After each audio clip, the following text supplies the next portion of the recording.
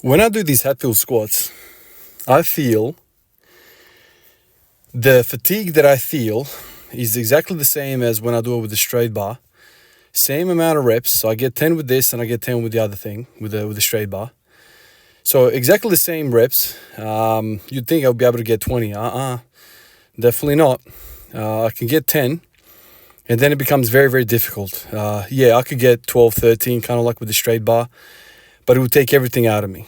And I find that really interesting, right?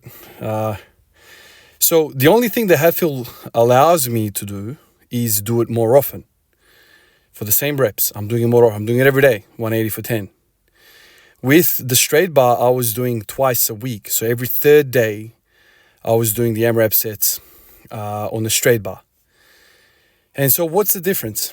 Well, I think the difference is with the straight bar, you're on your own and the core gets fried. And it takes the core 3 days before you can be punished again. Probably 4 days after the really, really heavy pushes on the AMRAP sets.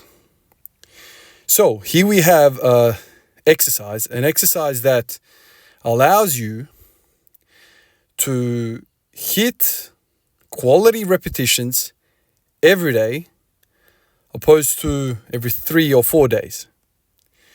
The fatigue now, I'm kind of settled in with the bar. The fatigue is basically the same. Other than that my core is not failing me. So as the set progresses, the inclination for me has always been to lean over. Well, I don't lean over with this. I keep pushing, and so it kind of stays in my quads a bit more. And so time progresses under the bar, and my quads are getting more and more work that otherwise wouldn't be possible because my back would be fried because of the inclination to lean. So these Hatfield squats are basically making me hit an AMRAP set every single day, and I can recover every single day to come in and hit it again. Now, I'm not pushing this 100%. Like I said, I could probably get 12 or 13 reps, 14, like probably at the most. But it's very, very similar to the output that I can get with the straight bar twice a week. With this, I'm getting it every day. And so the quads are getting stimulation every single day. The core is getting stimulation, but I'm not having those sloppy reps where it really takes it out of you. So there's something really interesting about this. Every single day I come in, I hit 180 for 10, and then I do whatever. On days like this, I don't do much else because work and, what else going on. I'm kind of tired.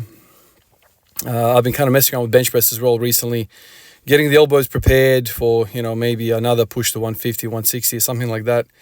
So I'm kind of messing around with the bench press. I don't have the time for that. I'll leave that for tomorrow. But every day I come in, I hit the 180 for 10, and I'm like, okay, so like I'm not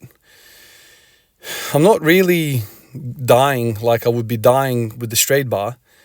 I don't have to recover as long, and that's purely a function of the spine stabilization. The hands out in front on a solid surface prevents that, degradation of form and the spine and the freaking central nervous system getting fried. So every day I come in and I kind of feel my quads every day, and then I do the 180 and I feel my quads a little bit more. But what's puzzling me is that I'm not overshooting. So just for like comparisons, I can do a 5 rep max with the Hatfield squat, damn 260. I did it the other day, right? Much, much higher than the straight bar. Yet, on the reps side of things, I'm getting similar. I'm getting very similar outputs. So 180 on the bar, straight bar, I get 13. 180 on the SSB, I get, let's say 15, whatever, doesn't matter. I'm doing it every day instead of twice a week, so maybe that you account for that. I know for a fact I can't get 20, and that's my point. My point is with the Hatfield heavy-ass weight, I can get 5 with 260, and my current 1RM, maybe it's 220 on the straight bar. I haven't eventuated that, but really the current one is 212. So huge disparity between lower repetitions, but really the same when it comes to high repetitions. I find that really interesting because, as the reps progress with high reps, you eventually find your weakest link. You eventually find it. So with the straight bar, my back fails me most of the time. I can't maintain the back. And then with the Hatfield squats, my quads fail me. And so in a way, you could say that my back and quads are about at the same level. Except with the Hatfield squat, the fact that I've insulated my back with the stabilization part of it, I can get a higher lower rep.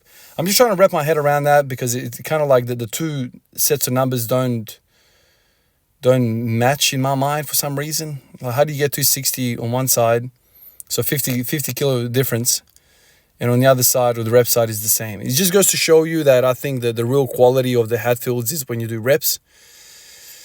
That's where the real power of it is. It's kind of like the belt squat machine. You don't really see a lot of people maxing out on the damn belt squat. I mean, that's kind of silly when you think about it. But I'd love to compare that to the belt squat. So like if I was to have a belt squat machine, I would, do the SSB Hatfield business, because that's kind of like more specific to what I'm trying to do in terms of the straight bar squat. And then maybe after this set, to make sure that my legs get more love and my back gets less love, I jump on the belt squat machine and I do a bunch of sets there as well. Maybe a plate aside or something like that, and do sets of 20. That would be something really interesting to kind of configure, because really it's a progression from, more core to less core. So you have straight bar, lots of core. Then you have the Hatfield squat, less core, more quads. And then you have the belt squat machine, which is basically zero core, all legs. So it's a continuum. And I guess you could plan your session out in such a way that you do that. Although I reckon if you did the straight bar, then you did the Hatfield squat, you would kind of limit your Hatfield squat because there's still some core involved.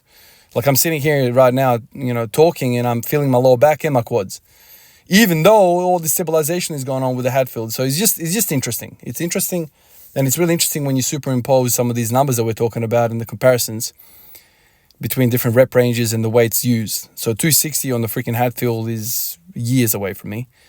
On the straight bar, years. If I even get there.